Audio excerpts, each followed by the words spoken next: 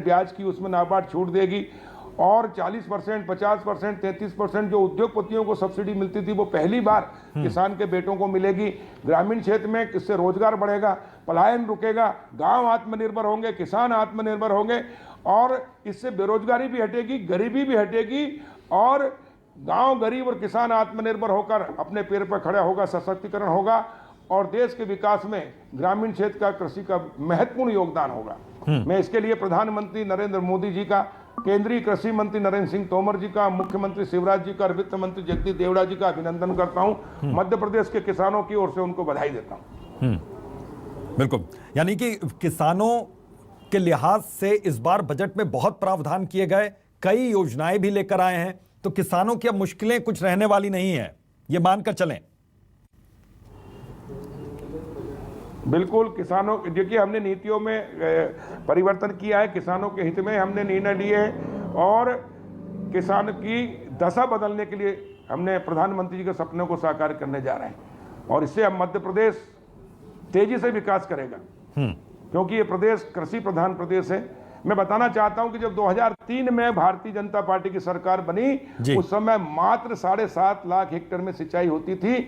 आज हमें बताते हुए गर्व है कि मुख्यमंत्री शिवराज जी के नेतृत्व में 43 लाख हेक्टेयर में सिंचाई कर रहे हैं। जब 2003 में हमें सरकार मिली थी उस समय बिजली 2990 मेगावाट थी।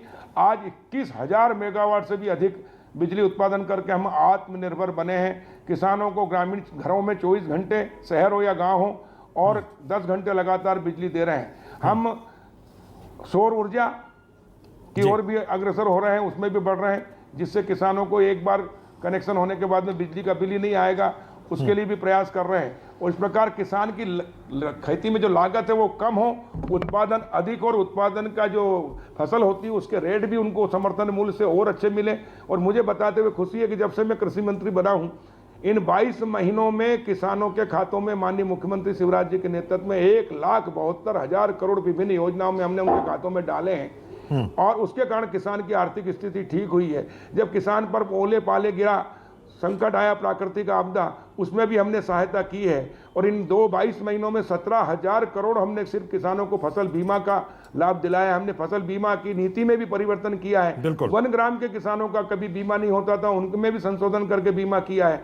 अऋणी किसानों का बीमा नहीं होता था, डिफॉल्टर किसानों का बीमा नहीं होता था। यानी कि किसानों को इस बार लाभ ही लाभ मिल रहा है। मध्य प्रदेश किसानों, बहुत बहुत शुक्रिया सर, न्यूज़ 24 मध्य प्रदेश छत्तीसगढ़ से बातचीत करने के लिए। और छत्तीसगढ़ का जो बजट आया उसमें भी